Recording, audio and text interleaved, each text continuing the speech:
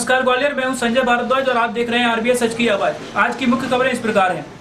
जातिगत आरक्षण के खिलाफ राजपूत समाज की आम सभा हुई फूलबाग पर। छात्रा से लूटा मोबाइल, गांधीनगर की यह घटना। महाराजपुरा में हुई फायरिंग, कार न देने पर हुआ था विवाद। माधोगंज पुलिस ने पकड़ा वाहन चोर। और देश के केंद्रीय गृह राज्य मंत्री श्री राजनाथ सिंह आज अपने अल्पप्रवास पर आए ग्वालियर। टेकनपुर में किया जवानों का हौसला अफजाई। साथ ही आज ग्वालियर के एक फिल्म डायरेक्टर अर्जुन मौर्य ने की अपनी फिल्म द ग्रेट लीडर के पोस्टर का लॉन्च। साथ ही आज हम अपने खास प्रोग्राम सीधा संवाद में दिखाएंगे बॉलीवुड के मशहूर फिल्म डायरेक्टर सनोज मिश्रा जी के साथ में कुछ बातचीत, उनके फिल्मी कैरियर के बारे में, उनके निर्देशक बनने के बारे में। जातिगत आरक्षण को खत्म करने के लिए आज एक जंगी प्रदर्शन का आयोजन किया गया। आरक्षण के खिलाफ आज लोग तलवारें लहराकर प्रदर्शन कर रहे थे। जगह थी फूलबाग और मौका था आक्रोश सभा का, जो हो रही थी नौकरियों में जातिगत आरक्षण के खिलाफ। इस बारे में कार्यक्रम आयोजकों में से एक लवली तोमर ने बताया कि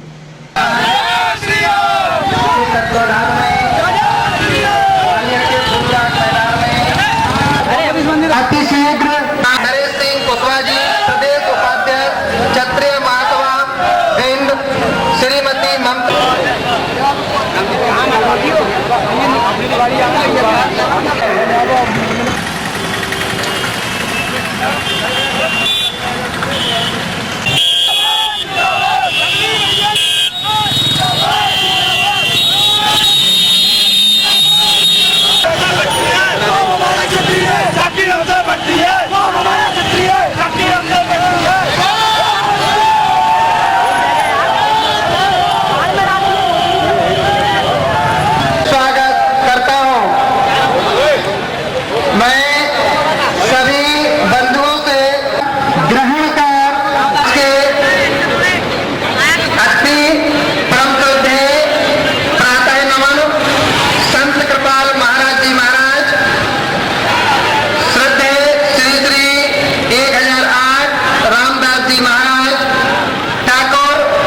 BS तोमर लवली है। मैं स्वर्ण एकता मंच से राष्ट्रीय अध्यक्ष हूँ। आज ये कार्यक्रम आरक्षण के विरोध में हर्ष समाप्ति के लिए रखा गया था, जिससे पूरे हिंदुस्तान से काफी प्रतिष्ठित व्यक्ति आए, जो लोग आरक्षण के लिए काम कर रहे हैं। जय राजपूत संघ से, युवा राजपूत सेना से जगदीश सिंह राघव जी, जो छत्तीसवां सभा राजपूत सेवा समिति है, स्वर्ण एकता मंच। मतलब यहाँ पर जो कार्यक्रम रखा गया है वो किसी जाति है उसके लिए रखा गया है, जो आरक्षण से लाभ ले चुके हैं और उसके बाद दोबारा लाभ फिर ले रहे हैं। तो हमें सरकार से हमने मांग की है, ज्ञापन के माध्यम से हम जो माननीय जिलाधीश महोदय को भी ज्ञापन देंगे कि आर्थिक स्थिति में बदलाव, आरक्षण स्थिति में बदलाव लाया जाए। आप इसको आर्थिक स्थिति में लागू कीजिए किसी भी तरीके से। जो आरक्षण आज दीमक की तरह हिंदुस्तान को खा रहा है, हमारा जो युवा ब्रिगेड है वो पढ़ा लिखा होने के बावजूद भी उनको वो नहीं हो पा रही। तो कृपया करके हम उनसे अनुरोध कर रहे हैं अभी कि अगर ऐसे ही चलता रहा तो आने वाले कल में हिंदुस्तान में का विकास तो होगा नहीं, विनाश हो जाएगा। इसीलिए आप आरक्षण स्थिति को कम से कम आर्थिक स्थिति पर लागू करें, और नहीं कर सकते तो आप लोग संन्यास बैठिए, हम युवाओं को दीजिए, हम लोग सरकार चलाएंगे, आरक्षण की स्थिति बदलाव करेंगे जो भी हमसे बनेगा। लेकिन अगर आप इस प्रकार करेंगे, मतभेद डालेंगे, कोई विवाद हुआ कहीं कुछ हुआ आरक्षण के बेस पे या फिर आरक्षण के लिए, तो कहीं ना कहीं इसमें त्रुटियां फैल रही है और आने वाले कल में हिंदुस्तान के कई टुकड़े होंगे इस तरीके से, क्योंकि सब लोग अपनी स्थिति की लड़ाई लड़ेंगे और हम ये नहीं चाहते आगामी उसमें। आज गांधीनगर में एक छात्रा से एक्टिवा पर सवार दो युवक मोबाइल लेकर भाग गए। घटना उस समय हुई जब थाटीपुर दोस्त से मिलने जा रही एक छात्रा मोबाइल पर बात करती जा रही थी। तभी पीछे से एक्टिवा पर सवार दो युवक उससे मोबाइल छीनकर भाग गए। बाद में छात्रा ने थाने जाकर रिपोर्ट दर्ज कराई। घटना की जानकारी देते हुए पड़ाव थाने के टीआई संतोष यादव ने बताया कि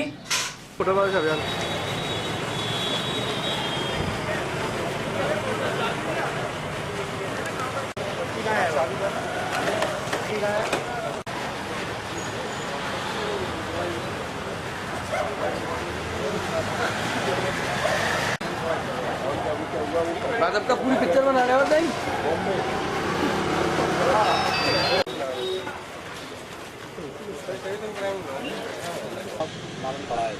ये फरियादी जो है वो यहाँ अपने फ्रेंड से मिलने आई थी, उसका वेट कर रही थी अग्रवाल मेडिकल हॉस्पिटल के पास में।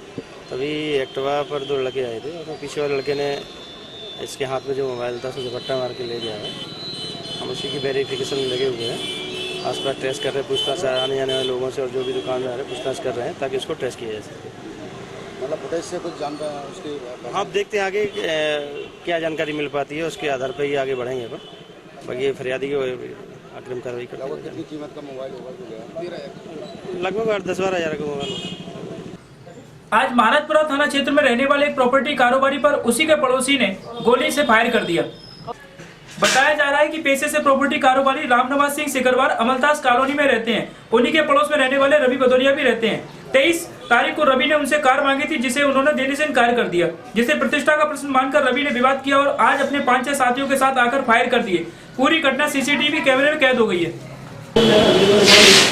पढ़ लो और क्या कहना था, पढ़ लो या बोल का बोलो जो खाना है खा लो, अभी घर भी होगा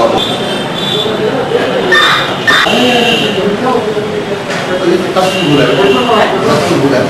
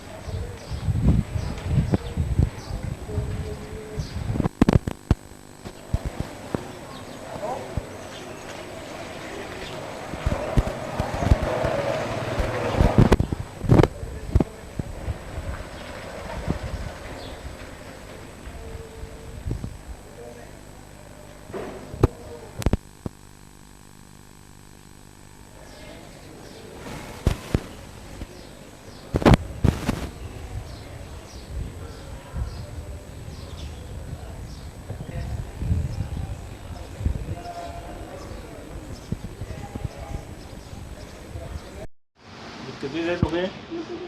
थोड़ी देर एक आध मिनट।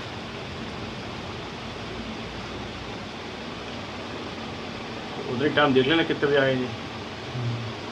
38 9:38 9 बजे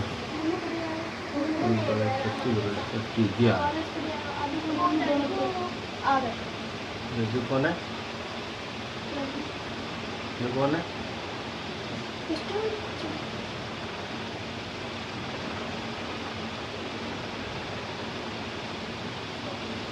कौन होगा? पीछे वो करूँगा भैया जेरन भी भैया है छोटा वाला हैं? पीछे हाथ करेंगे रवि को भैया पीछे हाथ करेंगे रवि का भैया है। टेकनपुर स्थित बीएसएफ के एक कार्यक्रम में भाग लेने के लिए देश के केंद्रीय गृह राज्य मंत्री राजनाथ सिंह आज ग्वालियर आए।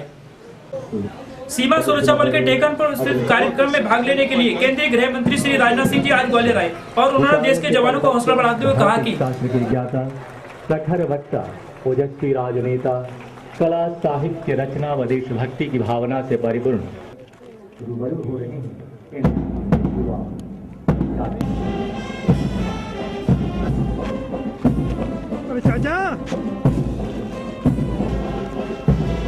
कार्य करते हुए जीवन के हर क्षेत्र में अग्रणी भूमिका अदा कर रहे हैं, बल्कि कदम कदम पर अमन के दुश्मनों के बढ़ते दुस्साहस को कुचलकर देश धर्म का पालन करते हुए आपके साथ साथ पूरे राष्ट्र का स्नेह, सम्मान, प्यार व विश्वास हासिल करते जा रहे हैं। चरितार्थ करते हुए सीमा सुरक्षा बल की उत्कृष्ट कार्य प्रणाली तथा त्याग व बलिदान की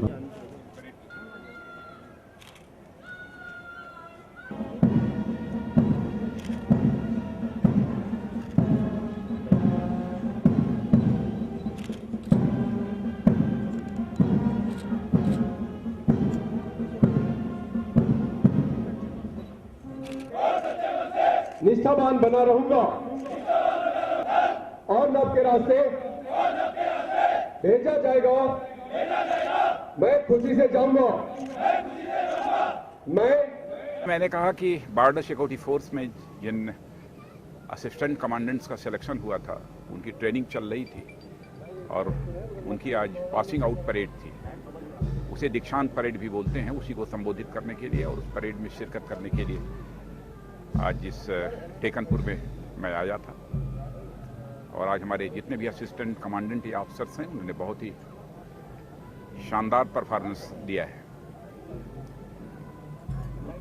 और वैसे बॉर्डर सिक्योरिटी फोर्स बखूबी अपनी जिम्मेदारी का निर्वाह भारत की सीमाओं की सुरक्षा करने में कर रही है। और मैं कह सकता हूं कि बॉर्डर सिक्योरिटी फोर्स की शोहरत सारे देश में बड़ी है। और इस बॉर्डर सिक्योरिटी फोर्स के प्रति लोगों का विश्वास और भरोसा भी बढ़ा है। सर, जैसा कि आपने जिक्र किया, जल्दी सीमाओं को सील करने की तैयारी, किस तरह का रोड मैप है और देखिए, ऐसा है किस तरह का कि जहाँ पर फेंसिंग हो सकती है वहाँ पर फेंसिंग करेंगे, जहाँ पर फेंसिंग नहीं हो सकती है वहाँ पर टेक्नोलॉजिकल सोल्यूशन का हम प्रयोग करेंगे। हाँ, लेकिन सीज फायर का उल्लंघन हो रहा है, लेकिन आप ये भी महसूस कर रहे होंगे कि हमारे बॉर्डर सिक्योरिटी फोर्स के जवान और सेना के जवान बखूबी। अच्छा लग रहा है, काफ़ी अच्छा लग रहा है। क्या कहेंगे? ये कहूँगी कि देश में ज़रूरत है हर किसी इंसान को अपना पोटेंशियल और कैलिबर कंट्रीब्यूट करने की। किसी भी तरीके से करें, अपना काम अच्छा करें, निष्पक्षता से और ईमानदारी से करें। बीएसएफ एक बहुत अच्छी फोर्स है। 1 साल की ट्रेनिंग में मैं ये भूल गई थी कि मैं महिला असिस्टेंट कमांडेंट हूँ। हम सब 51 असिस्टेंट कमांडेंट थे, कोई महिला नहीं, कोई पुरुष नहीं। उसके कारण ट्रेनिंग काफ़ी हद तक आसान हो गई सबके साथ करते हुए, और आज बहुत अच्छा लग रहा है सबके साथ पास आउट होके घर जाके 1 साल बाद। कितना मुश्किल भरा रहा ये सफ़र, अगर देखा जाए तो कितना मुश्किल, कितना चुनौतीपूर्ण था ये? मुश्किल था शुरू में, जब क्योंकि बहुत फिजिकली एग्जर्टिव फोर्स है, असॉल्ट कोर्स है, एसओटी है, आउटडोर जो एक्सरसाइजेज होती हैं। बट जब आप देखते हैं कि आपके साथ वाले लोग भी उतना ही लेटर स्पिट में कर रहे हैं और आपके इंस्ट्रक्टर्स को आप पे विश्वास होता है कि नहीं आप करेंगे, और वो आपको हर वो संभव प्रयास करते हैं कि जिससे आप अच्छा कर पाएँ, तो चीज़ें होती हैं, अच्छे से होती हैं। चलो जी, आपने आईएएस की परीक्षा भी पास की है, एक मिनट। मैं मैसेज यही दूंगी कि लड़कियों के नहीं बल्कि पेरेंट्स को देना चाहूँगी कि अपने बच्चों को डिस्क्रिमिनेट ना करें, उनको बच्चा ही रखें, ना कि बेटा या बेटी। और जैसी हर किसी की इच्छा होती है, वो अगर अपने दिल से जो भी करना चाहते हैं करेंगे तो उसमें सक्सेस ज़रूर होंगे, पर अपने कैपेबिलिटीज़ पे विश्वास रखें। हर कोई इंसान कुछ कर सकता है। माधोगंज थाने के सिकंदर कंपू में आज पुलिस ने एक वाहन चोर को धर दबोचा। इमरान खान नाम के वाहन चोर के पास से 6 गाड़ियां भी बरामद की गई हैं। बताया जाता है कि सातिर वाहन चोर पुरानी छावनी का रहने वाला है, जो कि सिकंदर कंपू पर वाहन चोरी कर रहा था। तभी पुलिस की नजर उस पर पड़ गई और वह पुलिस की गिरफ्त में आ गया। टीआई विनय शर्मा ने इसके पकड़े जाने की जानकारी देते हुए बताया है कि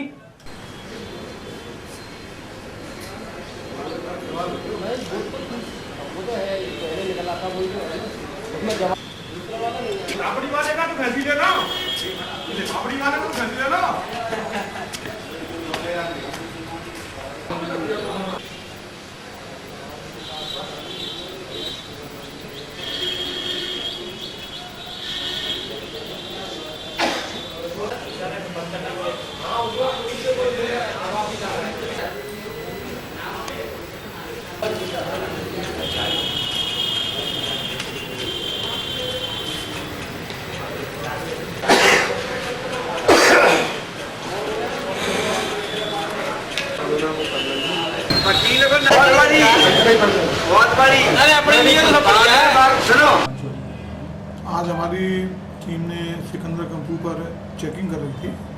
उस दौरान एक बाइक सवार अपनी गाड़ी को तेज़ी से लेकर आया और टीम को देखकर एकदम से भागने का प्रयास किया।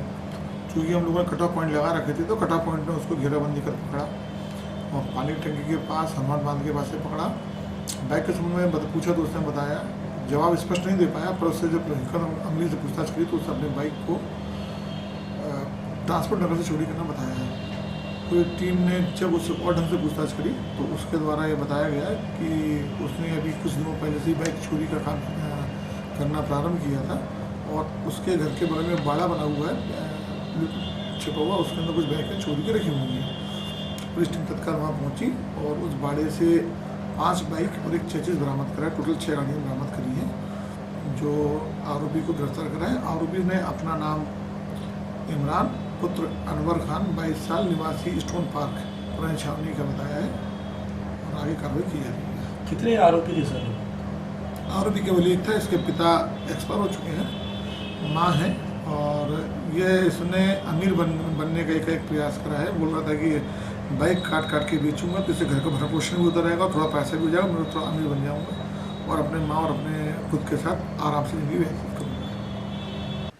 ग्वालियर में आज बहुजन समाज पार्टी के नायक मान्यवर काशीराम जी के जीवन पर आधारित Hindi picture film the great leader का पोस्टर लॉन्च किया गया। इस पोस्टर लॉन्च कार्यक्रम में मध्य प्रदेश के बहुजन समाज पार्टी के प्रभारी महेश आर्य जी विशेष अतिथि के रूप में उपस्थित थे। कार्यक्रम सिटी सेंटर स्थित एक नवनिर्मित होटल में बड़े ही भव्य तरीके से आयोजित किया गया, जिसमें बहुजन समाज पार्टी के मध्य प्रदेश प्रभारी महेश आर्य जी मुख्य अतिथि के रूप में शामिल हुए। खचाखच भरे हॉल में कई बार तालियां बजी।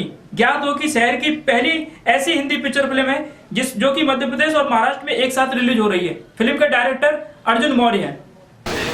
श्रीवास्तव जी RPS न्यूज ग्वालियर से संचालक हैं, सम्मानित संजय भारद्वाज जी, मैं उनसे निवेदन करूंगा कि 2 मिनट आकर इससे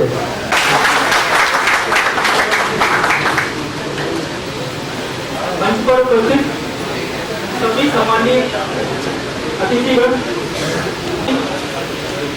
मैं बात आपके बारे में बताऊंगा कि अर्जुन का जो व्यक्तित्व है वो क्या है। कि एक छोटी सी ख्वाहिश ये नहीं है मेरी कि तारीफ हर कोई करे, पर कोशिश ये जरूर है कि बुरा कोई ना कहे। ऐसा व्यक्तित्व है अर्जुन का। और माननीय काशीराम जी के बारे में मैं एक 2 शब्द कहना चाहता हूँ कि लेकिन उन्हीं पत्तियों से बना हुआ फूल जेब में भी हर कोई लगाता है, गिफ्ट में भी देता है और पूजा में भी चढ़ाता है। इसका सीधा मतलब इतना सा है कि संगठित हो जाता है जब कोई चीज इकट्ठी। मैं सभी आगंतुकों का हार्दिक सम्मान। उद्देश्य है कि मानवर कांसीराम साहब का जो संघर्ष, जो उन्होंने एक छोटे से गांव पंजाब रोपड़ से शिक्षा प्राप्त करके और पुणे से गवर्नमेंट जॉब छोड़ने के बाद बहुजन समाज, गरीब समाज के लिए जो उन्होंने संघर्ष किया था, वो हमने इस फिल्म में दिखाया है। इस फिल्म के माध्यम से हम लोगों को बताना चाहते हैं, आने वाली पीढ़ी को बताना चाहते हैं कि उनका कितना जबरदस्त संघर्ष है। आज हमने कांसीराम साहब ने जो पार्टी की स्थापना की थी, बहुजन समाज पार्टी, उनके मध्य प्रदेश हरियाणा के प्रभारी हैं, जो हमने यहाँ उनको बुलाया मुख्य अतिथि के तौर पर। और हम उनके माध्यम से भी ये मैसेज देना चाहते हैं कि ज्यादा से ज्यादा ये लोग, बहुजन समाज के लोग, इस फिल्म को देखें। आज की मुख्य खबरों में बस इतना ही। इसके साथ ही मैं अपने दर्शकों के लिए लेकर आया हूँ एक खास मुलाकात फिल्म डायरेक्टर सनोज मिश्रा जी के साथ। बॉलीवुड से आए मशहूर फिल्म डायरेक्टर सनोज मिश्रा जी, जो कि एक फिल्म की लोकेशन देखने के लिए ग्वालियर आए हुए थे, हमने उनसे खास बातचीत की सीधा संवाद में। तो इस कार्यक्रम में आप देखिए और जानिए सनोज मिश्रा जी के बारे में। नमस्कार ग्वालियर RBS न्यूज चैनल पर आज हम एक ऐसी जगह पर बैठे हुए हैं, एक ऐसे शख्स के साथ बैठे हुए हैं जिसका भारतीय फिल्म इंडस्ट्री में अतुल्य योगदान है। जैसा कि आप सभी लोग जानते हैं, भारत फिल्मों वाला देश है। यहाँ हर शख्स न सिर्फ फिल्म को देखता है, बल्कि उन फिल्मों के निर्देशकों को, कलाकारों को दिलो जान से ज़्यादा प्यार भी करता है। भारत में विविध प्रदेश हैं, उन प्रदेशों के अंदर अलग अलग भाषाओं में कई तरह की पिक्चरें बनती हैं। हमारी हिंदी फिल्म इंडस्ट्री का जितना बड़ा योगदान सांस्कृतिक रूप से है, शायद ही किसी और का इसमें हो। तो मैं आप सभी को ये बताना चाहता हूँ कि भोजपुरी फिल्म इंडस्ट्री के बहुत बड़े एक डायरेक्टर सनोज मिश्रा जी आज हमारे बीच ग्वालियर में आए हुए हैं। तो मैं उनसे बात करूँगा उनके जीवन के विविध पहलुओं के बारे में। तो सबसे पहले तो मैं स्वागत करता हूँ मिश्रा जी आपका। नमस्कार भाई। ग्वालियर आने के लिए ग्वालियर की धरती को मेरा प्रणाम, सभी श्रोताओं को, दर्शकों को मेरा बहुत बहुत सादर प्रणाम, नमस्कार, सत श्री अकाल। सनोज जी, आप ग्वालियर किस उद्देश्य से आए? ग्वालियर एक्चुअल में मेरा ये आना दूसरी बार है। एक बार मैं पहले भी 2 साल पहले समथिंग आ चुका हूँ।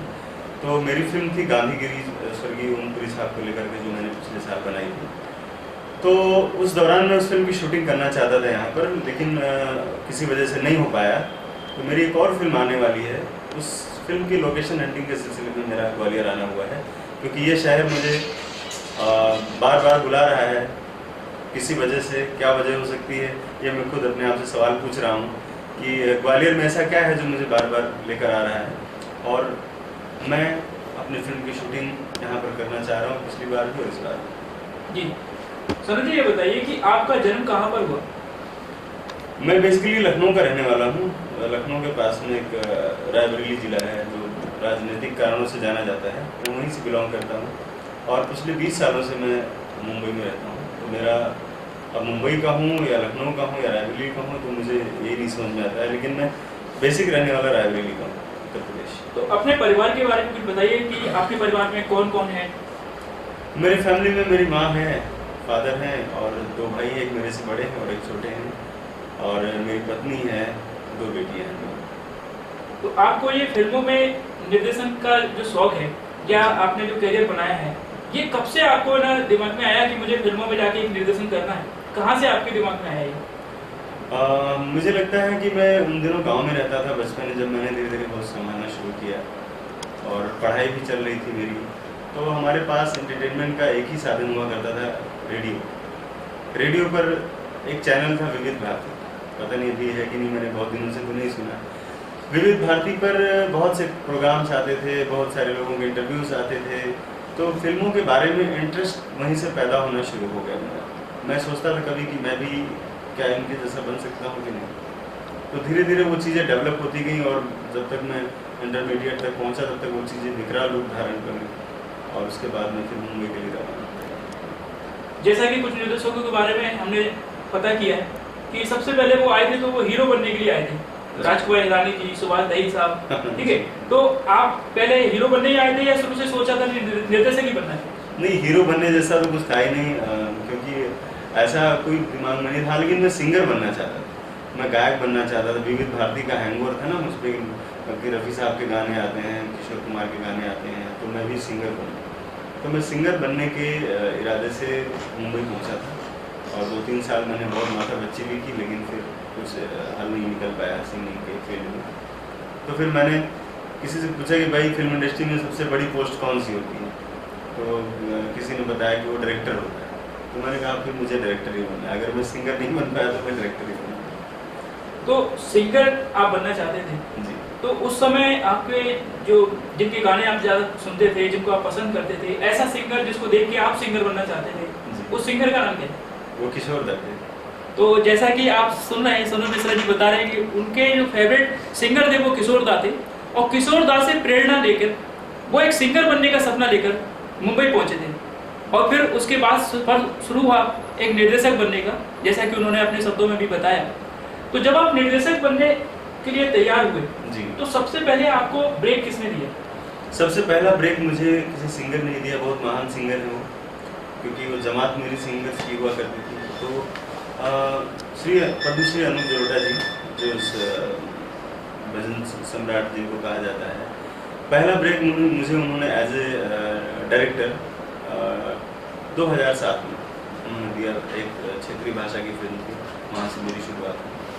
तो और वो फिल्म भी काफ़ी चली, भोजपुरी फिल्म थी, तो वहाँ से फिर एक मेरा अलग ही फील्ड बन गया भोजपुरी फिल्म। शॉर्ट मूवी थी या फुल? नहीं, फुल मूवी थी। मैंने शॉर्ट मूवी अभी तक नहीं बनाई। जो भी नाम क्या है उस फिल्म का नाम है द ग्रेट हीरो हीरालाल, वो मेरी पहली फिल्म थी जी। रिलीज हुई थी? हाँ जी, रिलीज हुई सारे सिनेमा हॉल्स में, और उस समय रील पर फिल्म बनती थी, तो रील पर बनी हुई पहली फिल्म थी मेरी। तो द ग्रेट हीरो हीरालाल जी, ये आपकी पहली फिल्म? हाँ जी, बतौर निर्देशक? बतौर निर्देशक जी। तो डायरेक्ट पारी की शुरुआत आपने बतौर निर्देशक? नहीं, बतौर निर्देशक नहीं, उसके पहले 10 सालों तक मैंने सिर्फ एज ए सहायक निर्देशक काम किया लोगों के साथ। करीब 40 बड़ी हिंदी फिल्मों का हिस्सा रहा हूँ, जिनको मैंने बतौर असिस्टेंट डायरेक्टर मैंने काम किया। उसके 10 सालों के बाद का ये सिलसिला मेरा शुरू हुआ बतौर निर्देशक काम करना। 10 सालों तक तो मैंने सिनेमा बनाना सीखा और आज भी सीख ही रहा हूँ। मतलब 10 साल आपका कहना है कि 10 साल आपने पहले सीखा काम को? जी हाँ। है ना, फिर 10 साल आपने अपने अभी जो करियर है वो 10 साल आपका और हो गया। हाँ जी। तो मैं अपने दर्शकों को ये बताना चाहता हूँ, जो चंद रोज में ही हीरो बनना चाहते हैं, जो चंद रोज में ही निर्देशक बनना चाहते हैं, चंद रोज में ही डायरेक्टर बनना चाहते हैं, जो चाहते हैं कि मुंबई में जाएंगे और उनको तुरंत काम मिल जाएगा, सनोज मिश्रा जी का जीवन ये प्रेरणा देता है आपको कि 10 साल तक अगर आप में ये ताकत है वहाँ पर रुकने की और वहाँ पर काम सीखने की, उसके बाद आपको नया काम मिल सकता है। अगर इतना ताकत नहीं है तो फिर मुंबई जाने की आपको जरूरत नहीं है। सर, मैं आपसे एक बात और पूछना चाहता हूँ कि जैसा कि आपने बताया कि 10 साल का आपका एक कठोर परिश्रम था जी, जब आपको पहली पिक्चर आपको मिली जी। उस 10 साल के बीच में हमारे दर्शकों को ये बताइए कि क्या आपके जीवन में कभी ऐसा पल आया है जब आप किसी निर्देशक के पास जाते थे और वो आपको मना कर देता था और आपका दिल टूट जाता था, आपको लगता था कि मुझे घर वापस जाना चाहिए, मुझे यहाँ पर काम नहीं मिल रहा है, फिर क्या ऐसा होता था कि आप रुक जाते थे कि नहीं यार रुकना है? मुझे लगता है संजय जी सवाल कुछ इस तरह से आपको पूछना चाहिए था कि कौन सा ऐसा दिन होता था जिस दिन आप अपमानित नहीं होते थे। तो शायद मैं बोलूँगा कि शायद 2-4 दिन ऐसे रहे हो जिस दिन ऐसी बातें ना हुई हो लाइफ में कि किसी ने तिरस्कार किया हो या किसी ने आपको बुरा भला कहा हो या किसी ने ये ज्ञान न दिया हो कि आप कुछ नहीं कर सकते और आप यहाँ से घर जाइए और कोई बिजनेस करिए, कोई जॉब करिए। तो ये तो सिलसिला रोज़ का था। शायद 2-4 दिन बताए ना, 10 सालों में 2-4 दिन ना हुआ हो अलग बात है, लेकिन रोज़ ही होता था। रोज़ सपने बनाते थे, रोज़ टूटते थे, रोज़ लोगों से मिलना, रोज़ लोगों से किसी से बहुत उम्मीदें होती थी तो उसके पास काम नहीं होता था, जहाँ काम होता था वहाँ तिरस्कार होता था। तो ये सिलसिला बहुत लंबे समय तक चला। मुझे लगा था कि 2-4 महीने में, जैसे आपने एक बात अभी की, बहुत अच्छा लगा मुझे कि जो लोग यहाँ से जाते हैं कि तुरंत गए और अभी धोया और अभी ओके कर लिया, तो वैसा माहौल आजकल की जनरेशन सोचती है कि अभी तुरंत रिजल्ट चाहिए मुझे। लेकिन इस फील्ड में थोड़ा सा धैर्य रखना पड़ता है और थोड़ा सा परिश्रम करना पड़ता है, अपने आप को धोना मांझना पड़ता है। अगर मैं गया और मुझे कोई फिल्म अगर मिल जाती तुरंत बनाने के लिए तो मैं फिर उसकी ऐसी तैसी कर देता फिल्म। अगर मुझे हवाई जहाज नहीं उड़ाना आता है और मैं हवाई जहाज मुझे कोई दे देगा शौकिया तो मैं तो सबको मार दूंगा ना। तो वो वही हाल था उस वक्त भी। तो मुझे लगता है कि वो 10 साल, मुझे नहीं लगा था कि इतना समय लगेगा, लेकिन वो 10 साल देना भी बहुत ज़रूरी था क्योंकि इस दौरान मैंने फिल्म बनाना सीखा, मतलब हवाई जहाज को उड़ाना मैंने सीखा। तो किया तिरस्कृत दुनिया ने, लेकिन नन्हा सा दिया जलता रहा और जलता रहा और अपने उजाला जो था उसका, उससे 4 लोगों को भी रोशनी प्रदान करता रहा। तो सरोज जी, जो आपने पहली पिक्चर बनाई थी वो हिंदी पिक्चर थी? वो मेरी भोजपुरी फिल्म थी और मैं भोजपुरी के साथ साथ मैंने मालवा भाषा की भी फिल्म बनाई, मध्य प्रदेश में भी मैंने 2-3 फिल्में बनाई और बंगला फिल्म भी मैंने बनाई और 4 मेरी हिंदी फिल्में हैं, जिसमें अभी मेरी आखिरी रिलीज फिल्म है गांधीगिरी, जो अक्टूबर में रिलीज हुई थी 21 अक्टूबर को, ओमपुरी साहब की आखिरी फिल्म थी। तो आपने बताया नहीं कि क्या ऐसा होता था आपके साथ जब आपको है ना, जब टूट जाते थे, तिरस्कृत कर दिया जाता था, अपमानित कर दिया जाता था, उसके बावजूद भी आप कहते थे नहीं रुकना है? मुझे लगता है कोई ईश्वरीय शक्ति थी या ताकत थी जो मुझे रोकती थी, क्योंकि मैं पीछे भी मैंने सारे रास्ते अपने बंद कर दिए थे। घर वापसी के जब सारे रास्ते बंद थे तो मेरी ये मजबूरी थी कि मैं उसी फील्ड में ही काम करूँ। शायद ईश्वर यही चाहता था, तभी उसने मेरे पीछे के सारे रास्ते बंद कर दिए। क्योंकि 10-12 साल 15 साल मेरा घर वापस जाना नहीं हुआ। ऐसा कुछ लाइफ में इंसिडेंट हुआ कि पीछे की फैमिली से और घर के लोगों से सबसे कट ऑफ हो गया था मैं। तो मेरे पास कोई विकल्प ही नहीं था कि मैं कुछ और करूँ, तो मुझे धक्के खाने थे और इसी फील्ड में आगे बढ़ना था। तो ये प्रेरणा कह लीजिए या मजबूरी कह लीजिए या जो भी कह लीजिए, वो एक ऐसी ताकत बन गई कि मुझे फिर उसी के सहारे जीना नमस्ते नहीं। सुनीता साहब गए बॉम्बे जी, रेडियो में जाके काम किया जी। शत्रुघ्न सिन्हा साहब गए, बस में काम किया, कंडक्टर बन गए। अमिताभ बच्चन साहब गए, काम नहीं मिला, वापस आ रहे थे, ठीक है। कई कलाकारों के बारे में हमने सुना है, कई निर्देशकों के बारे में सुना है कि जब वो सक्सेस जाते हैं तब वो बताते हैं कि हम गए थे, हमारे पास कुछ भी नहीं बचा था, हम वापस आ रहे थे और फिर एक चांस मिला और हम रुक गए। जो परिस्थितियां उनकी घर में थी, कई लोग बहुत पैसे वाले भी थे। अक्षय कुमार का एक बहुत बड़ा उदाहरण है कि कितने काम करने के बाद और कितने तरीके के काम करने के बाद वो फिल्मों में काम करने गए और वहाँ पर किस किस तरीके से उन्होंने क्या क्या नहीं किया और आज जाके वो एक सुपरस्टार बन गए। तो आप जब घर से आए थे तो आपके फैमिली जो बैकग्राउंड था, क्या वो आपको सपोर्ट करता था वहाँ पे रुकने के लिए, या आप अपनी दम पर वहाँ पे रुके हुए थे? जो आप फाइनेंशियल जो वहाँ पर आपका खर्चा होता था वो आप स्वयं वहन करते थे, या मुंबई में ऐसा कोई आपको मिल गया था जो आपको आपकी काबिलियत को पहचान के आपको सपोर्ट करता था? ना तो मुझे घर वालों ने देखे कोई सपोर्ट किया और ना ही कोई ऐसा बंदा मिला जो मेरी काबिलियत को पहचान लेता, क्योंकि मैं उस वक्त काबिल था भी नहीं। तो मैं सारी चीज़ें अपने खुद से सर्वाइव करता था। अपना खर्चा भी मुझे चलाना होता था, अपने रहने का भी इंतजाम करना होता था, मुझे स्ट्रगल भी करना होता था। बहुत सारी चीज़ें थी जो मुझे खुद से ही सब कुछ करनी होती। उसमें उस वक्त मुझे लगता था कि फैमिली का अगर सपोर्ट मिल जाए तो मुझे बड़ा अच्छा हो जाएगा, लेकिन हर एक चीज़ सोची हुई अपने आप से नहीं हो जाती है ना। तो फैमिली में भी डिस्प्यूट ही था हमारे यहाँ, क्योंकि कोई भी नहीं चाहता था इस फील्ड में काम करे। हमारे यहाँ सब बिजनेसमैन फैमिली में सब चाहते थे बिजनेस करें। तो मैं घर से भी सताया हुआ था और बाहर से भी सताया हुआ था, और मैं था और मेरा गॉड, 2 लोग थे मेरे साथ जो लगातार एक दूसरे का साथ देते हुए और सफ़र को यहाँ तक लेकर आए। वो सरोज मिश्रा जो देखता था स्टूडियो में जाके बड़े बड़े डायरेक्टर उसके सामने से कार लेके निकल रहे, वो सरोज मिश्रा जब देखता था कि बड़े बड़े लोग वहाँ पर हैं, उनके बड़े बड़े ऑफिस हैं, बड़े बड़े दफ्तर हैं, बड़े बड़े स्टारों के साथ काम कर रहे हैं, वो सरोज मिश्रा जो मुंबई में एक कमरे में रहता था एक ख्वाबों के साथ, अपने अरमानों के साथ, क्या कहता था अपने आप से कि मुझे क्या हासिल करना है? मुझे लगता था कि मैं खुद अपने आप में एक पहचान बनूं, कभी लोग मुझे भी जाने। और जिस तरह से लोगों ने मुझे तिरस्कार किया है, मैं उनसे बदला नहीं लेना चाहता, लेकिन ये कि मैं ये ज़रूर चाहता था कि उन लोगों को भी लगे कि किसी को भी अंडर एस्टिमेट नहीं करना चाहिए कभी भी लाइफ में। वो चाहे मेरे घर के लोग हों, चाहे मेरे रिश्तेदार हों, या चाहे फिल्म लाइन के लोग हों।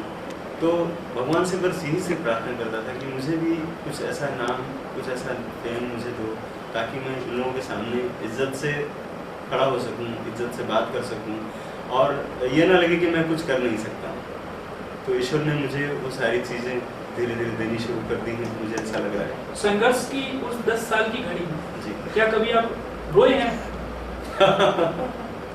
सरोज जी, ये बताइए कि आप मुंबई में अभी भी अकेले रह रहे हैं या फैमिली आपके साथ रह रही है? मेरे साथ 150 लोगों की फैमिली है, कम से कम 150, जिसमें से कुछ कलाकार हैं, कुछ संगीतकार हैं, कुछ लेखक हैं, कुछ हैं, ऐसे बहुत सारे लोग हैं। करीब 100-150 लोगों की फैमिली है जो मेरे साथ एक परिवार की तरह से रहती है। और अगर मेरे पर्सनल फैमिली की बात करेंगे तो बाकी के लोग अभी लखनऊ में रहते हैं, क्योंकि मैं अपनी लाइफ में पूरे समय काम को देना चाहता हूँ। मैं चाहता हूँ मैं जितना भी टाइम स्पेंड करूँ सिर्फ अपनी फील्ड के लिए करूँ। तो वैसे में बच्चों की कुछ एक्सपेक्टेशन होगी, माँ बाप की कुछ ज़रूरतें होंगी, मैं उनको नहीं पूरा कर पाऊँगा, तो वो मेरे लिए दिक्कत होगी। इसलिए हमारी जॉइंट फैमिली है, सारे लोग लखनऊ में रहते हैं और मैं 20 सालों से मुंबई में।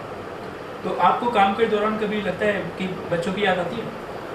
हाँ, बच्चों की तो याद आती है लेकिन मैं जाता भी रहता हूँ और 4-5वें दिन मेरी बच्चों से मुलाकात होती रहती है बीच में, लेकिन मैं उनको समय नहीं दे पाता। लेकिन हमारे बच्चों ने भी कहीं ना कहीं सेक्रीफाई कर लिया है, समझौता कर लिया है। उनको भी मालूम है कि देखते हैं ना कि दिन अगर लखनऊ भी जाना होता है या उनके साथ भी रहते तो भी काम का प्रेशर रहता है, लोड रहता है। तो उन लोगों ने मेरे साथ उसी तरह से जीना सीख लिया है। तो वो आपको इसी रूप में पसंद कर रहे हैं? पसंद करते होंगे ज़रूर, क्योंकि फ़ोन आते हैं बच्चों के मेरे पास, तो उन लोगों ने इसी रूप में मुझे एक्सेप्ट कर लिया है कि जो भी है ऐसे ही रहने वाला है। तो आपकी पहली प्राथमिकता आपका काम है? हाँ, मेरी प्राथमिकता मेरा काम है और ये जीवन पर्यंत ऐसा ही रहेगा। और आपका पहला प्यार? वो भी मेरा काम है। वो भी आपका काम है? हाँ जी, उसी से मेरी पहचान है, उसी से लोग मुझे जानते हैं और वही जुनून है। तो जब आप अपने प्यार के लिए इतना सब कुछ समर्पण कर रहे हैं जी, ये बड़े ही गर्व की बात है कि कोई आदमी अपने परिवार से ज़्यादा अपने काम को प्यार करता है। और काम भी वो कोई छोटा मोटा काम नहीं है, एक ऐसा काम है जिसमें कई लोगों के सपनों को वो पूरा करता है। सनोज मिश्रा जी जिस जगह पर हैं वो जगह एक ऐसी जगह है जहाँ पर वो न सिर्फ अपने सपनों को पूरा कर रहे हैं बल्कि कई और लोगों के सपनों को पूरा कर रहे हैं।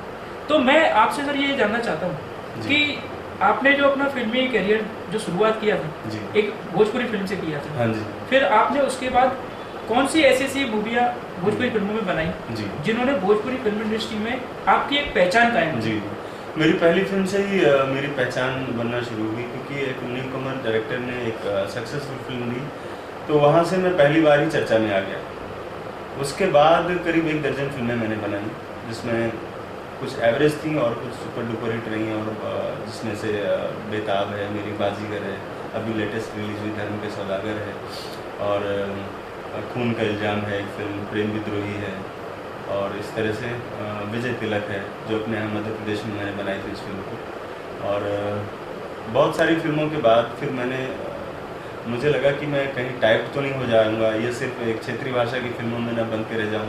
तो मैंने और कई सारी लैंग्वेज की फिल्मों में काम करना शुरू किया। मैंने बंगला फिल्म भी बनाई, मैंने राजस्थानी फिल्म बनाई, और उसके बाद फिर मैंने मध्य प्रदेश की धरती से ही मैंने शुरुआत की, बाबा महाकालेश्वर से।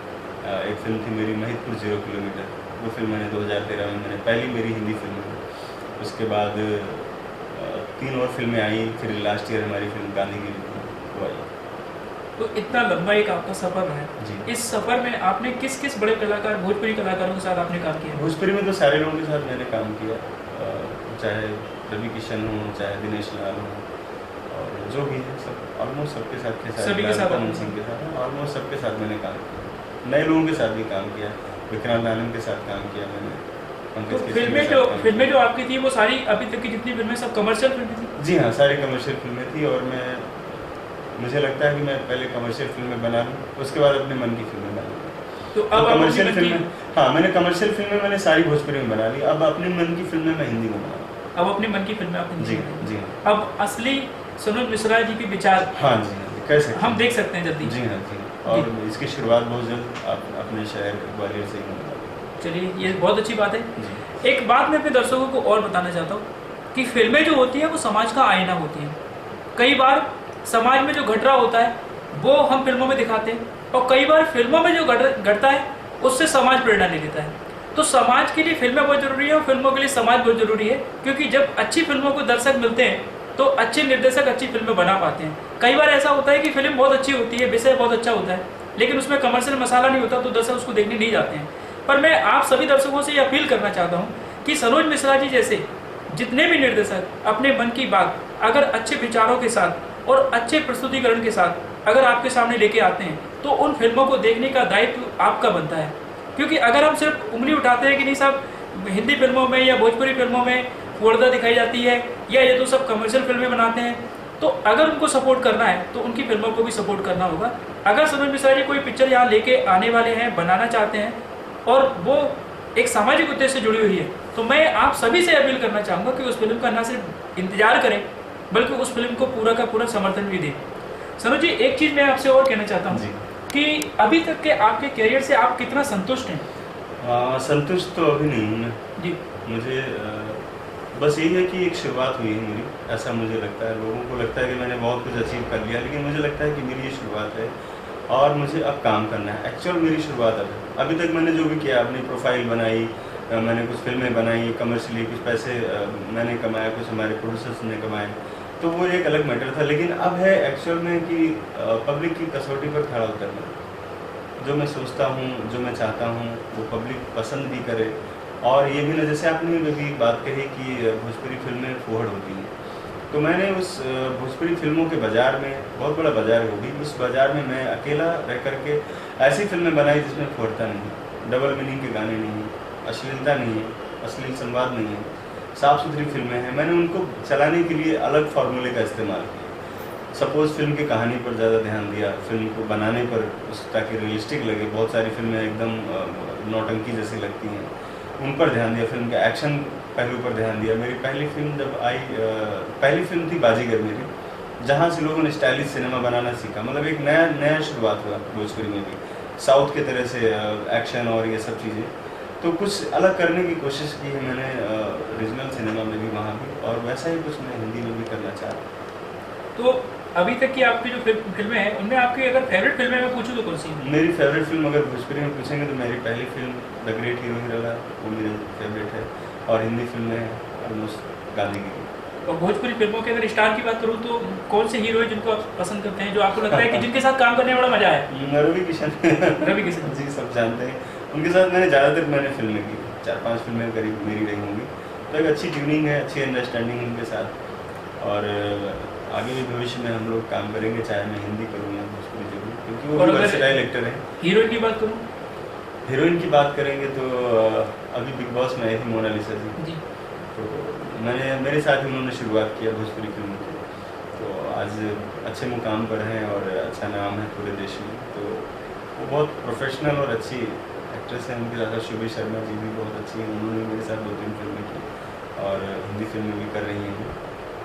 और बाकी बहुत सारे नए कलाकार हैं जो आ रहे हैं, मेरे साथ जुड़ रहे हैं, काम कर रहे हैं। हिंदी फिल्मों में ऐसा कौन सा कलाकार है जिसे आप अपनी पिक्चर में लेके काम करना चाहते हैं? सपना है कि मैं इस स्टार के साथ एक पिक्चर बना रहा जाहिर सी बात है संजय दत्त। तो जैसा कि आपको पता है कि संजय दत्त के साथ सनोज जी पिक्चर बनाना चाहते हैं और मैं चाहता हूँ कि जल्दी इनका ये सपना पूरा हो।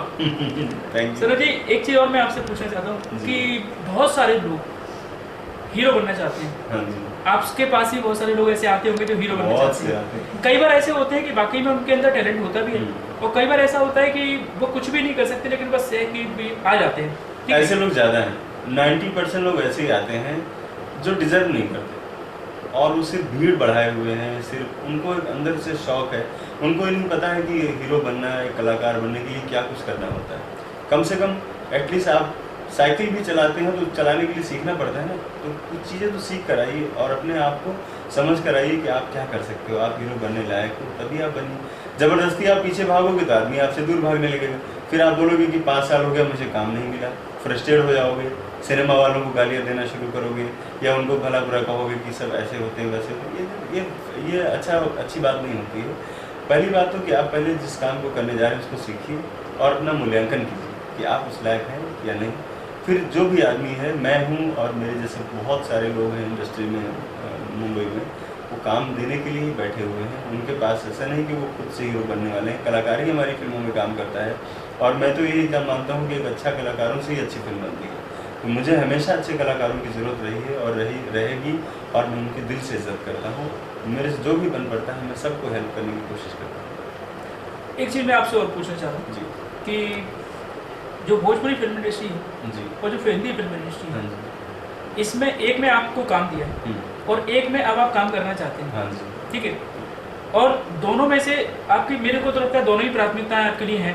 हाँ तो क्या आप हिंदी फिल्म इंडस्ट्री में अगर सफल हो जाते हैं तो भोजपुरी फिल्म इंडस्ट्री को छोड़ देंगे या उसमें भी काम करना जारी रहेंगे? नहीं, वो तो मेरा उसी से मेरी पहचान है और पिछले 10 सालों से भोजपुरी का ही खून है मेरे शरीर में। हालांकि मैं भोजपुरी भाषी नहीं हूँ, लेकिन मैंने भोजपुरी भाषा सीख ली इतनी सारी फिल्में करके।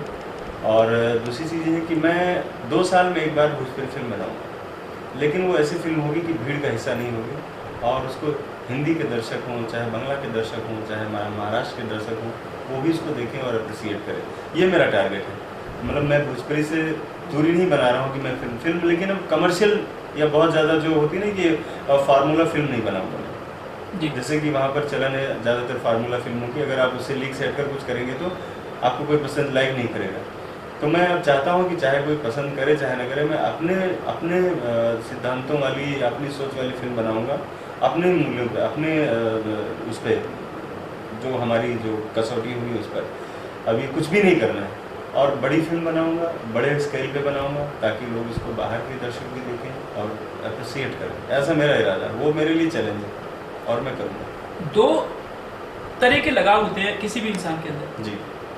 एक उस शहर से लगाव होता है जहाँ हमारा जन्म होता है, हाँ। एक उस शहर से लगाव होता है जो हमारी कर्मस्थली बन जाता है। हाँ। आपका जन्म हुआ लखनऊ में, हाँ। आपकी कर्मस्थली इस समय मुंबई है। हाँ। तो मैं ये जानना चाहता हूँ, मुंबई में तो आप बहुत सारी पिक्चरों की शूटिंग करते ही होंगे, अपने लखनऊ के लिए, लखनऊ को उभारने के लिए आपने अपने किसी प्रोजेक्ट में ऐसा कुछ रखा? मैंने लखनऊ शहर में क्या, मैंने जिस गांव में मैं पैदा हुआ हूँ, मैंने गांधीगिरी फिल्म की शूटिंग उसी गांव में की जहाँ पर मैं गाय और भैंस चराया करता था और सपने देखता था फिल्मों के और विविध भारती रेडियो सुनता था। जहाँ पर उन्हीं गलियों में मैंने बड़ी स्टार कास्ट के साथ, जिसमें ओमपुरी साहब, संजय मिश्रा जी और मुकेश तिवारी जी, अनुपम श्याम जी, इस तरह के बहुत सारे स्टार कास्ट को लेकर के मैंने काम किया। इसके साथ साथ मैंने करीब 4 फिल्में हैं, जो एक हिंदी फिल्म है मेरी मुंगेरी लाल बीटेक, वो मैंने वहाँ पर लखनऊ में की और प्रेम विद्रोही मैंने वहाँ पर की और लेटेस्ट अभी धर्म के सौदागर भी मैंने लखनऊ में की। मतलब 4 से 5 फिल्में लखनऊ में की। हाँ जी। तो जब आप मुंबई से कभी लखनऊ जाते हैं जी, तो उस गांव में जहां आप कभी भैंस चराया करते थे, वहाँ के जो आपके दोस्त, वहाँ के जो आपके जो पड़ोसी हैं, जब सनोज मिश्रा एक इतना बड़ा डायरेक्टर बन के, इतना सफल डायरेक्टर बन के जब वहाँ जाता है, तो वहाँ के लोग आपको किस तरीके से लेते हैं? उनको भी सपना जैसा लगता है और हमें भी सपने जैसा लगता है। उनको भी लगता है कि ऐसा कैसे, हाउ कैन, ये कैसे पॉसिबल हो गया, और मुझे भी लगता है कि ये कैसे हो गया। इतना तो मैंने, मतलब ख्वाब को सच होना अपने आप में एक बहुत बड़ी बात होती है ना, तो उसको मैं डिस्क्राइब भी नहीं कर पा रहा हूँ, क्योंकि जो मैंने जैसा आंखों से खुली आंखों से सपना देखा था, वो सब चीज़ें पूरी हो रही हैं मेरी ज़िंदगी में। और दूसरी चीज़ है कि मुझे एक चीज़ मैं आपसे कहना चाहूँगा कि मैं बहुत अनलकी रहा हूँ हमेशा। मतलब कभी भी लकीली मेरे साथ लाइफ में कुछ नहीं, जैसे होता नहीं बहुत तकदीर वाला है, लेकिन सिर्फ सिनेमा ही ऐसी चीज़ है जिसको मैंने चाहा, जैसा चाहा वही मुझे मिला। बाकी सारी जगह में मैं फेल, कभी भी मेरा कभी काम नहीं किया। लेकिन फिल्म लाइन में जो चीज़ें जो मैं सोच रहा हूँ वो भी आगे सबकी वैसा भी अच्छा होता है। ये कुछ लोगों का जीवन जो होता है वो इतना प्रेरणादायी होता है कि उनसे आपको सीखने को बहुत कुछ मिल जाता है। सनोज मिश्रा जी उसका जीवन एक उदाहरण है। एक ऐसा शख्स जो 10 साल तक संघर्ष करता है मुंबई जाकर, एक ऐसा शख्स जो कभी अपने गांव में भैंस बकरी चराया करता था, आज इतना बड़ा सफल डायरेक्टर है। ये उन युवाओं के लिए एक बड़ी बात है जो अपने छोटे से गांव में, अपने छोटे से शहर में बड़े बड़े सपने अपने दिल में रखते हैं।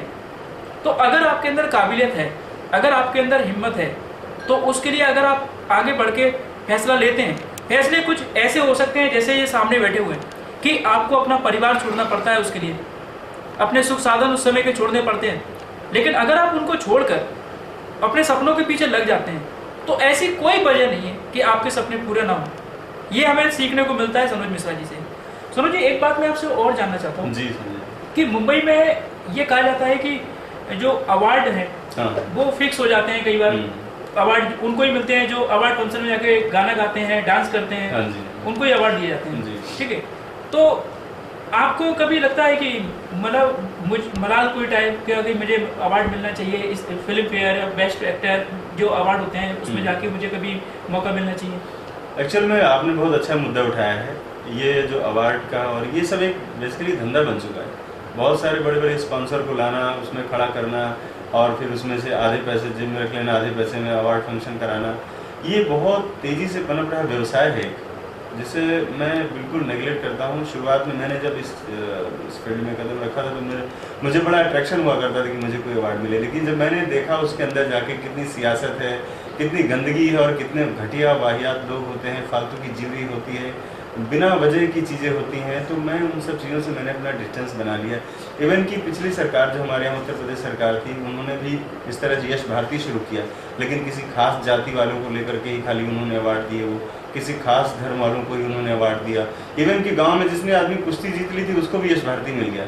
लेकिन मैंने 12 फिल्में एक 0 से लेकर के शुरुआत किया। मतलब अभिनय का अवार्ड कुश्ती वाले को? हाँ, नहीं, कुश्ती वालों को भी मिला, मतलब फिल्म हाँ कि गांव में कुश्ती जीत ली, कोई रहा कोई खास आदमी किसी का, उसको भी मिल गया यश भारती।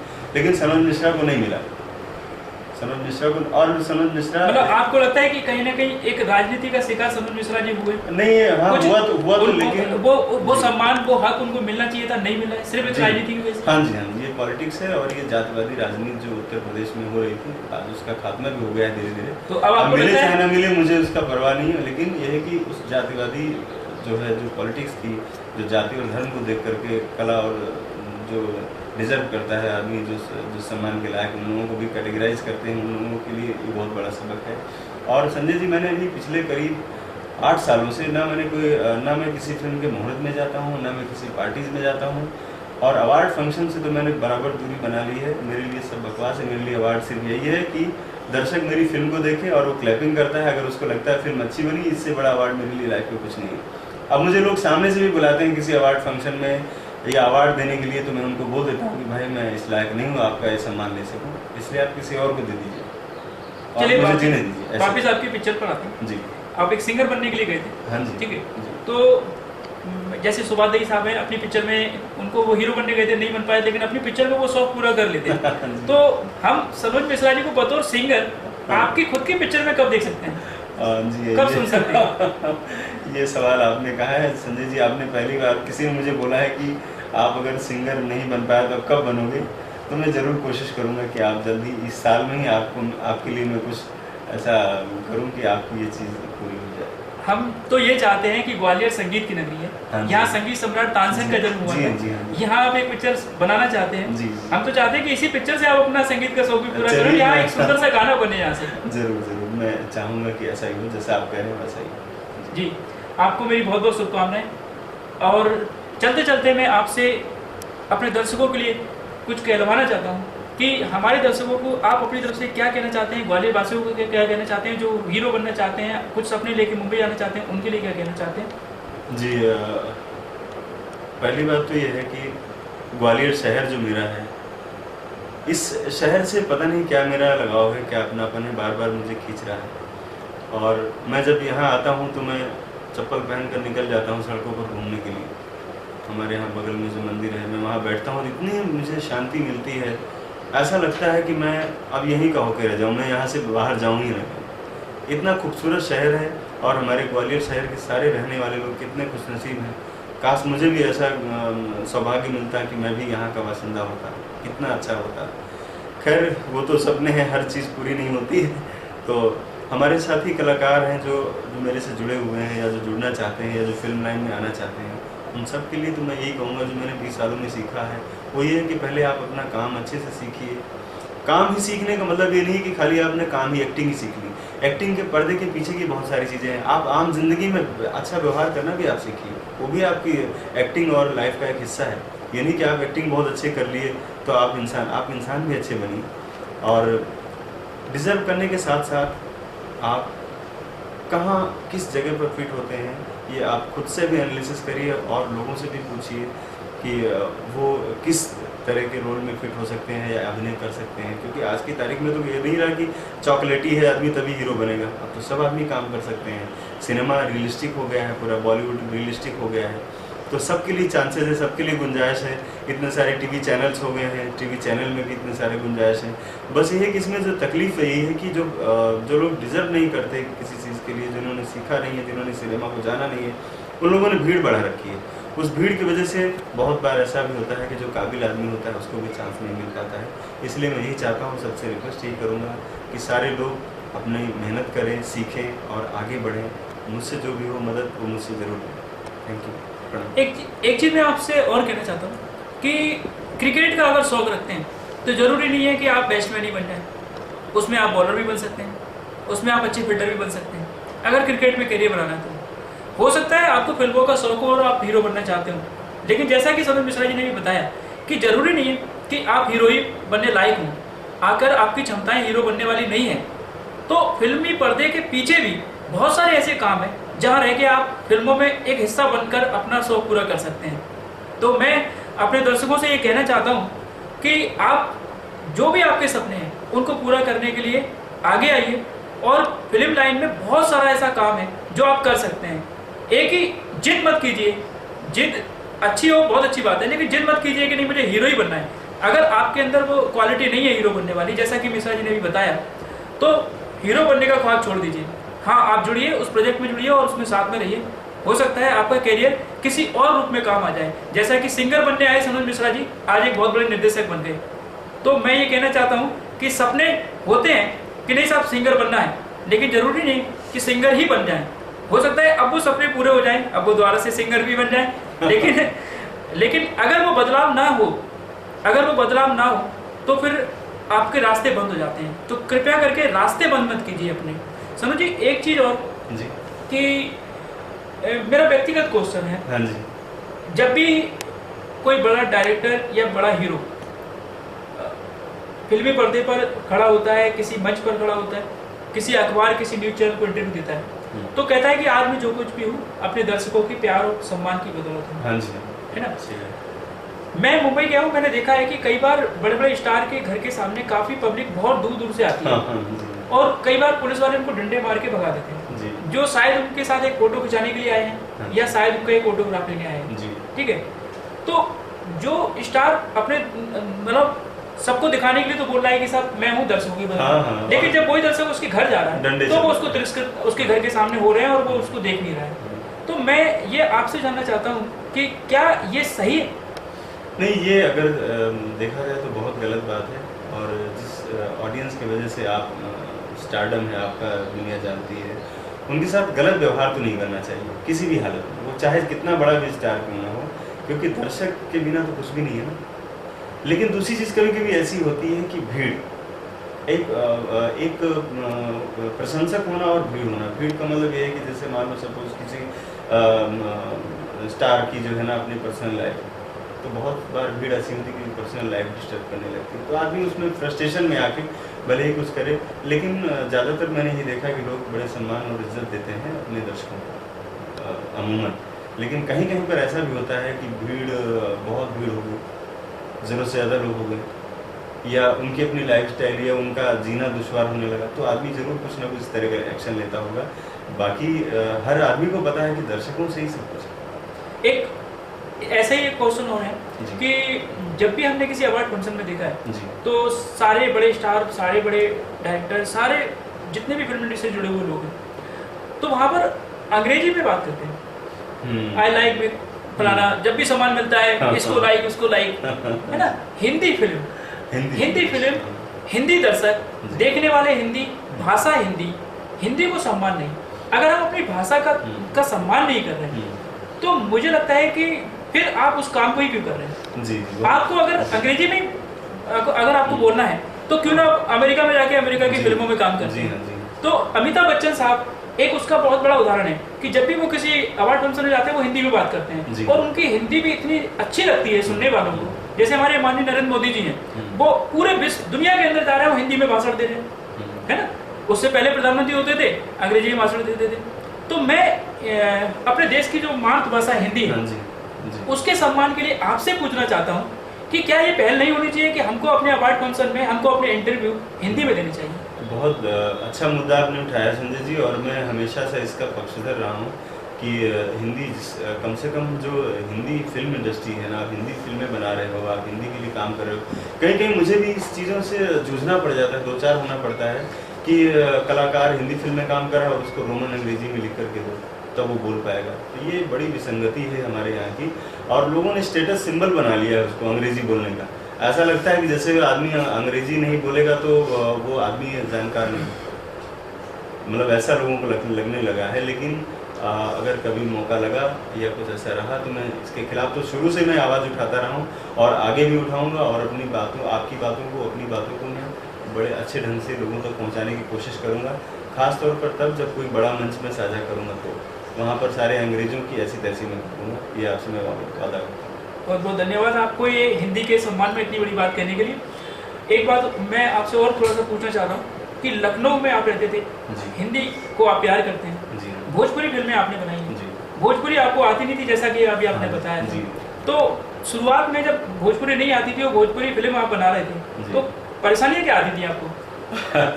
परेशानियाँ तो आती थी उस वक्त, क्योंकि मैं किसी के नीचे काम करता था तो वहाँ पे होता था कि आपको सब कुछ आना चाहिए, तो दिक्कतें होती थी मेरे साथ। तो मैंने कुछ सर्किल बनाना शुरू किया अपना, जो भोजपुरी भाषी लोग थे ना, तो उनसे मैं ज़्यादा देर तक बात करता था, उनके ग्रुप में रहता था। तो मैंने इस तरह से थोड़ा जल्दी रिकवर करने की कोशिश की, क्योंकि हिंदी जो आदमी जानता है वो भोजपुरी बड़ी आसानी से समझ सकता है। कुछ ही वर्ड ऐसे होते हैं जो शायद समझ में ना आए, लेकिन वो सिमिलर ही है लैंग्वेज, मतलब हिंदी के आसपास की भाषा होती है। ये बड़ी प्यारी जी, और बहुत मीठी भाषा कही जाती है, और फिल्में बड़ी अश्लील कही जाती हैं, वो बात अलग है, लेकिन भाषा बहुत गौरवशाली है और इतिहास बहुत गौरवशाली है भोजपुरी का। तो अभी तक शायद किसी दर्शक ने अभी तक ना देखा हो, निर्देशक सरोज कुमार जी, सरोज मिश्रा जी को बहुत से लोगों ने देखा होगा, पर उनके मन का और उनके अंदर का सिंगर शायद किसी ने ना देखा हो। तो 2 लाइन भोजपुरी में, है ना, आप जरा हमारे दर्शकों को गा के सुना दीजिए। अभी मेरी फिल्म आई थी धर्म के सौदागर, उसमें गाना है, पता नहीं गा पाऊंगा कि नहीं संजय जी ने, संजय जी आप भी ना तो के पाके हमरो किस्मत बदल गइल बाटे। बहुत बेसुरा हूँ, मैं नहीं गा सकता। नहीं, बहुत अच्छा है, बहुत अच्छा है। अब नहीं गा सकता मैं। चलिए, तो आप अपने फेवरेट किशोर कुमार जी का एक गाना तो सुनाई दीजिए हिंदी में। हिंदी में कौन सा गाना किशोर दा का आप सुना? जो आपको सबसे अच्छा लगता है, जो आपने कई बार गाया हो। गाया तो मैंने कई बार, बहुत सारे गाने। तेरी दुनिया से होके मजबूर चला मैं बहुत दूर, बहुत दूर, बहुत दूर चला तेरी दुनिया से। ये गाना पहले भी बेसुरा गाता था, आदमी बेसुरा गा रहा। नहीं, बहुत खूब। और अभी कोई मेरे सामने सिंगर होता तो मैं उसको 50 बातें सुना देता। सॉरी, इसलिए दर्शकों से भी क्षमा मांगता हूँ, मैं सिंगर नहीं हूँ, मैं फेलियर सिंगर हूँ, इसलिए आप इस आवाज़ को झेल लिया आप लोगों ने। Thank you. आपके सपने पूरे हों सोनू जी, आप ऊंचाइयों के मुकाम हासिल करते जाएं और आप उस क्षितिज पर पहुंचे जहां पर सबको सिर ऊपर करके देखना पड़े। ऐसी शुभकामनाओं के साथ आरबीएस न्यूज चैनल से बात करने के लिए बहुत बहुत धन्यवाद। Thank you sir. Thank you. तो ये था आज का आरबीएस न्यूज सच की आवाज। आज का एपिसोड आपको पसंद आया होगा। हम फिर मिलेंगे आपसे कल रात को 8 बजे। तब तक के लिए धन्यवाद।